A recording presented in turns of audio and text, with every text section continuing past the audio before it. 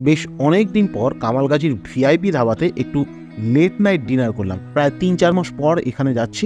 এইখানকার একটা আলাদা ব্যাপার আছে। বিশাল ভালো কিছু খাবার নয়, বিশাল দামি খাবার নয়, কোনো হাইপ নেই জায়গাটার, কিন্তু ভাইব আছে। এই রাত্রেবেলা দেখুন, এখন ১২টা ১৫ বাজে ঘড়িতে, প্রচুর লোকজন এসে খাচ্ছে, গল্প করছে, আড্ডা মারছে, আর আমার এই ভাইবটাই ভাল লাগে। রাত ১২টায় ঠান্ডার মধ্যে একটা বড় ভারে গরম চায়ে চুমুক দিতে একটা অসাধারণ অনুভূতি আসে। আর খাবার দাবার খুব সিম্পল করি, খুব আহামরি কিছু না। Biryani, butter chicken, tandoori chicken, kebab, এই সবগুলো হাতই দেই না।